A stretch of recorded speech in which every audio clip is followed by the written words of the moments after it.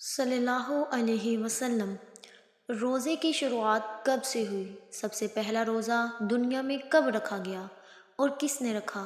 یہ جاننا ہر مسلمان عورتوں اور مردوں کے لیے ضروری ہے۔ بسم اللہ الرحمن الرحیم۔ ناظرین، رمضان المبارک ایک ایسا مہینہ ہے جس میں قرآن نازل ہوا، جس کے اندر لوگوں کے لیے سیدھا اور صحیح راستہ بتایا گیا ہے۔ رمضان ایک ایسا مہینہ ہے جس میں ہر مومن کی دعا قبول ہوتی ہے، اور اللہ پاک نے ہر مسلمان کے اوپر رمضان کے 30 روزوں کو فرض کیا ہے۔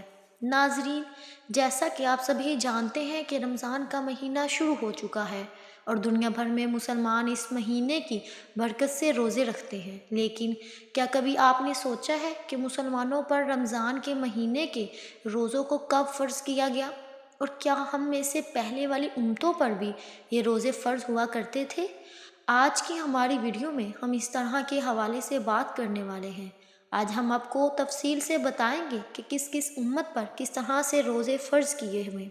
اللہ رب العزت نے قرآن مجید کی سورۃ البقرہ کی آیت نمبر 183 میں ارشاد فرمایا ہے کہ اے ایمان والو، تم پر ہم نے روزوں کو فرض کیا ہے جیسے تم سے پہلے لوگوں پر فرض کیے گئے تھے، تاکہ تم اس مہینے کا احترام کرو اور پابندی کے ساتھ روزے رکھو۔ ناظرین، رمضان میں جب روزہ دار روزہ رکھتا ہے اور اللہ تعالیٰ کا حکم مان کر صبر کرتا ہے، تب اللہ تعالیٰ اس روزے دار کو صبر کا بدلہ عطا کرتا ہے۔ اس مہینے کی فضیلت سے اللہ پاک انسانوں کے رزق میں برکت عطا فرماتا ہے اور غریب سے غریب انسان کو اللہ کی نعمتیں ملتی ہیں۔ اس لیے اس مہینے کو ماہ وسط رزق کے نام سے بھی جانا جاتا ہے۔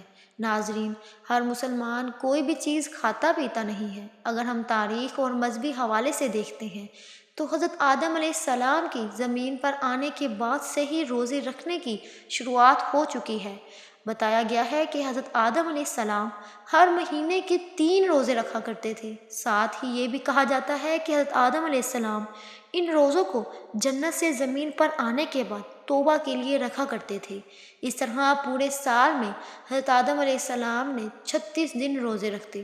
ناظرین، حضرت آدم علیہ السلام کے زمانے میں ہر مہینے کی چاند کی 13، 14 اور 15ویں تاریخ کو روزے رکھے جاتے تھے۔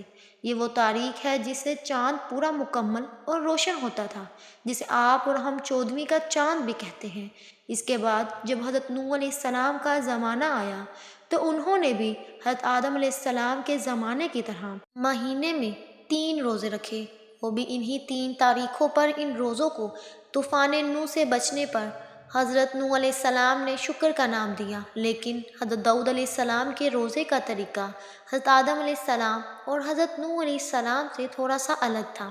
چنانچہ حضور اقدس صلی اللہ علیہ وسلم کے فرمان کے مطابق وہ ایک دن روزہ رکھتے تھے اور ایک دن افطار کرتے تھے، یعنی کہ پورے سال میں آدھا سال روزہ رکھتے تھے۔ اور اس کے علاوہ حضرت سلیمان علیہ السلام ہر مہینے میں 9 دن روزے رکھتے تھے، اور یہ روزے مہینے کی شروعات میں 3 دن، مہینے کے بیچ میں 3 دن اور مہینے کے آخری میں 3 دن رکھا کرتے تھے۔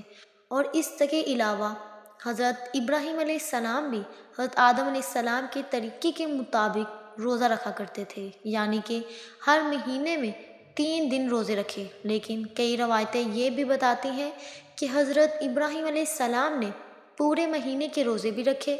حضرت موسیٰ علیہ السلام کے روزوں کا طریقہ سب سے الگ تھا۔ چنانچہ صحابہ کرام کا کہنا ہے کہ حضرت موسیٰ علیہ السلام کو اللہ رب العزت نے لگاتار 3 مہینے روزے رکھنے کا حکم دیا تھا، اور ان روزوں کے فضل سے وہ اللہ تعالیٰ سے ملاقات کریں گے اور ہم کلامی کا شرف حاصل کریں گے۔ اور جب 3 مہینے روزے رکھنے کے بعد اللہ سے ہم کلامی کا دن آیا تو حضرت موسیٰ علیہ السلام کو یہ بات پسند آئی کہ اتنے روزے رکھنے کی وجہ سے میں اپنے منہ کی بو کے ساتھ اللہ تعالیٰ سے ملاقات کروں گا۔ اس لیے انہوں نے ایک پیڑ کی شاخ کو توڑا اور اس سے مسواک کر لی، لیکن اللہ تعالیٰ کے حکم میں دخل اندازی کرنے کی وجہ سے انہیں 10 دن کے روزے اور رکھنے کا حکم دیا گیا۔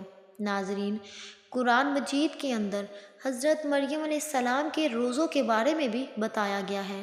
یعنی حضرت مریم علیہ السلام کا روزہ کسی کے ساتھ بات چیت نہ کرنے کا تھا، یعنی کہ خاموشی اختیار کرنے کا۔ ناظرین، قرآن مجید کی سورۃ بقرہ کی آیت نمبر 183 میں حضرت آدم علیہ السلام سے لے کر تمام انبیاء اور پھر انبیاء محمد صلی اللہ علیہ وسلم تک تمام امتوں کو جوڑتی ہے۔ جیسے کہ ہر امت کے لیے نماز کا حکم کیا گیا ہے، اس طرح ہر امت پر روزوں کو بھی فرض بتایا گیا ہے۔ پچھلی امتوں کے روزے حالتوں کے مطابق آج کی امت سے الگ تھے، روزوں کی تعداد اور آئیے کب، کس وقت، کس حالت میں روزے رکھے جائیں گے، ان سب چیزوں میں آج سے فرق تھا۔ رمضان مبارک کے روزے دوسری امتوں پر فرض نہیں تھے، لیکن حضرت محمد صلی اللہ علیہ وسلم کی امت پر رمضان کے روزے ہجرت کے 1.5 سال بعد 10 شوال المکرم سن 2 ہجری کو مدینہ منورہ میں فرض ہوئے۔ ناظرین، اللہ پاک نے فرمایا کہ ماہ رمضان وہ مہینہ ہے جس میں قرآن کو نازل کیا گیا، جو لوگوں کی ہدایت کرنے والا ہے، اور ساتھ ہی فرمایا گیا کہ تم میں سے جو کوئی شخص اس مہینے کو اپنی زندگی میں پائے تو اس سے برکتی مہینے میں روزے رکھنے چاہیے، اور اگر کوئی شخص بیماری کے ہاتھ میں ہے، یعنی حالت میں ہے یا سفر کی حالت میں ہے، اور اس کے روزے چھوٹ جاتے ہیں تو وہ بعد میں ان روزوں کو پورا کر سکتا ہے۔ ناظرین، اللہ پاک نے ہمیں ہر چیز میں آسانی دی ہے، اور اس کا ارادہ ہمارے ساتھ آسانی برتنے کا ہے، سختی کا نہیں۔ ہمیں اس مہینے میں پورا کر لینا چاہیے، ہمیں اللہ کی ہدایت پر شکر ادا کرنا چاہیے۔ ناظرین، یہ بھی جان لیتے ہیں کہ حضور پاک صلی اللہ علیہ وسلم کی امت سے پہلے یہود و نصاری 10 محرم یعنی یوم عاشوراء کا روزہ بڑے احترام کے ساتھ رکھا کرتے تھے۔ اس طرح ہر مہینے کی 13ویں، 14ویں اور 15ویں چاند کی تاریخ کو امت روزوں کو بہت ہی احترام کے ساتھ رکھتی تھی۔ چنانچہ حضور پاک صلی اللہ علیہ وسلم نے پوچھا کہ تم 10 محرم کا روزہ کیوں رکھتے ہو؟ تو انہوں نے جواب دیا کہ اس دن ہمارے رب نے ہمیں فرعون سے نجات دلائی تھی، اور اسی دن سمندر سے راستے نکال کر ہمارے رب نے ہمیں دریائے نیل سے پار کرایا تھا۔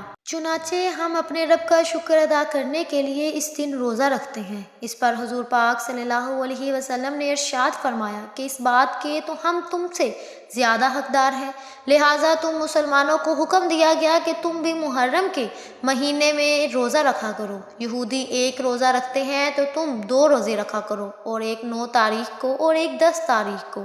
اس کے بعد جب کچھ وقت گزرا تو 3 روزے ہر مہینے رکھنے کے لیے کہا گیا، تو جو کہ چاند کی 13ویں، 14ویں اور 15ویں تاریخ تھی۔ ہر مسلمان اس دن روزہ رکھا کرتے تھے، لیکن جب رمضان مبارک کے روزوں کو فرض کیا گیا تب ان روزوں کو سنت روزے کا درجہ دے دیا گیا۔ ناظرین، رمضان کے مہینے کے بارے میں اللہ تعالیٰ نے ارشاد فرمایا کہ جب اس مہینے کی پہلی تاریخ آتی ہے تب آسمانوں کے دروازے کھول دیے جاتے ہیں، اور پھر یہ دروازے پورے مہینے تک بند نہیں کیے جاتے، اور جب اس مہینے کی آخری رات ہوتی ہے تو اللہ پاک ہر روزے دار کی مغفرت فرما دیتا ہے۔ ناظرین، روزہ رکھنے کے فائدے کیا ہیں؟ کیا آپ جانتے ہیں؟ یوں تو شریعت میں حکم دیا گیا ہے کہ اب روزے رکھیں، لیکن اس کے فائدے کتنے ہیں آپ کو سوچ بھی نہیں سکتے۔ اور آج کے زمانے میں جب سائنس تعلیم بہت آگے ہے اور وہ نئی نئی چیزیں ریسرچ کر رہے ہیں، تو ان سائنسدانوں نے روزے کے حوالے سے بھی بہت کچھ سرچ کیا ہے، اور انہوں نے بہت سارے فائدے بتائے۔ تو آج ہم سائنس کے اعتبار سے تقریباً 7 فائدے آپ کو بتائیں گے کہ روزہ رکھنے کا کیا فائدہ ہو سکتا ہے۔ نمبر 1، سائنسدانوں کا یہ ماننا ہے کہ روزہ رکھنے سے دل اور دماغ کے بہت زیادہ فائدہ مند ہوتا ہے۔ روزہ دل اور دماغ کو صحت مند بنا دیتا ہے۔ دوسرا فائدہ، جو شخص کرتا ہے، جس کو آپ یہ کہتے ہیں کہ بلڈ پریشر نارمل ہے، یعنی تو آپ دیکھیں کہ بہت سارے ایسے لوگ ہیں جو کہ پورے مہینے لگاتار ہر سال بلڈ پریشر سے پریشان رہتے ہیں، لیکن رمضان مبارک کے مہینے میں وہ روزہ رکھتے ہیں تو اللہ کے فضل و کرم سے ان کو کوئی تکلیف نہیں ہوتی۔ نمبر 3، جو روزے دار ہوتا ہے وہ غذا کم استعمال کرتا ہے، جس میں بدن کی چربی پگھلتی ہے۔ یوں ہم سال بھر ہمارے بہت سارے ساتھی ورزش کرتے ہیں اور الگ الگ جگہوں پر پیسے دے کر ورزش کرتے ہیں، جم جاتے ہیں تاکہ بدن کی چربی پگھل سکے، دوڑتے ہیں اور نہ جانے کیا کیا کرتے ہیں، لیکن رمضان مبارک میں جب ہم روزے سے ہوتے ہیں تو خود بخود ہمارے جسم سے یہ کام شروع ہو جاتا ہے کہ چربی پگھلتی رہتی ہے اور انسان کے جسم میں جو بلا ضرورت ہے وہ ہٹا دیتی ہے، وہ دھیرے دھیرے ختم ہونا شروع ہو جاتی ہے۔ نمبر 4، روزہ رکھنے والے کے پٹھوں میں مضبوطی ہوتی ہے، یعنی ان کے پٹھے میں طاقت آ جاتی ہے اور ان کے پٹھے مضبوط ہو جاتے ہیں، اور کسی بھی اعتبار سے اس کا پیٹ جو ہے وہ ٹھیک ہو جاتا ہے، پٹھے بہت زیادہ طاقتور ہو جاتے ہیں، مضبوط ہو جایا کرتے ہیں۔ اس لیے حضور پاک صلی اللہ علیہ وسلم نے فرمایا کہ روزہ رکھا کرو، صحت مند ہو جاؤ گے۔ لوگ سوچتے ہیں کہ بھوکے پیاسے رہو گے تو کیسے صحت مند ہو جاؤ گے؟ روزہ رکھ کر دیکھیے کہ جسم کے اندر کتنا بدلاؤ آ جاتا ہے، ایسے ایسے بدلاؤ کہ جن بدلاؤ کے لیے ہم سال بھر پیسے خرچ کرتے ہیں اور پھر صحیح طریقے سے وہ بدلاؤ ہمارے جسم میں نہیں آ پاتا، لیکن ان سے ہمارا فائدہ ہو جاتا ہے۔ 5واں فائدہ اس کا یہ ہے کہ نظام ہاضمہ کو آرام ملتا ہے اور سیدھا سیدھا اس کا اثر جگر اور دل پر دکھائی دیتا ہے، اور جب دل ٹھیک ہوتا ہے تو انسان کے جسم کے بہت سارے حصے ٹھیک ہوتے ہیں۔ نمبر 6، روزہ دار کے لیے جانی وہ روزہ رکھتا ہے، اس کے پھیپھڑے براہ راست خون کو صاف کرتے ہیں، اور جب روزہ دار روزے سے ہوتا ہے تب ہمارا یہ پھیپھڑا خون کو صاف کرتا ہے اور اس میں خون جم جاتا ہے، تو ہم روزہ رکھتے ہیں تو خون کی سپلائی بہت کم ہوتی ہے۔ جب خون کی سپلائی کم ہوتی ہے تو پھر پھیپھڑے میں جو خون جمع ہو جاتا ہے وہ دھیرے دھیرے پگھلتا ہے، تو اس سے جو ہمارا جمع ہوا خون بالکل صاف کر دیتا ہے، یعنی روزہ رکھنے کی وجہ سے ہمارا خون صاف ہو جاتا ہے۔ نمبر 7، خون میں غذا کا مادہ کم ہوتا ہے، اور جب ہم روزہ رکھتے ہیں تو خون میں غذائی مادہ کم ہو جاتا ہے، تو پھر ایسی صورت میں ہوتا ہے کیا کہ ہمارے جسم میں جو ہڈیاں ہوتی ہیں، ہڈیوں کے اندر جو گودا ہوتا ہے وہ خود بخود گودا حرکت کرنے لگتا ہے، اور جب خود حرکت کرنے لگ جاتا ہے تو انسان کے جسم کو طاقت ملتی ہے۔ انسان کے جسم کو طاقت جب ملتی ہے تو انسان کو ہڈیوں کو مضبوطی دیتی ہے، اور اس طرح جب انسان کی ہڈیاں مضبوط ہو جاتی ہیں تو اس کا پورا جسم جو ہے وہ مضبوط ہو جایا کرتا ہے۔ اس کے علاوہ سائنسدانوں نے بہت سارے دوسرے فائدے بھی بتائے ہیں، تقریباً ہم نے 7 فائدے آپ کو بتا دیے ہیں۔ اللہ تعالیٰ سے دعا ہے کہ وہ ہمیں رمضان المبارک کے زیادہ سے زیادہ روزے رکھنے کی توفیق عطا فرمائے اور عبادت کرنے کی توفیق عطا فرمائے، آمین ثم آمین، اور ہمیں برائیوں سے دور رکھے اور ہمارے سب گناہوں کو معاف فرما دے۔ اللہ پاک ہمیں کہنے اور سننے سے زیادہ عمل کرنے کی توفیق عطا فرمائے، آمین ثم آمین۔ ناظرین، اگر آپ کو میری یہ ویڈیو پسند آئی تو مجھے زیادہ سے زیادہ سبسکرائب کریں، لائک کریں اور شیئر کریں۔ جزاک اللہ۔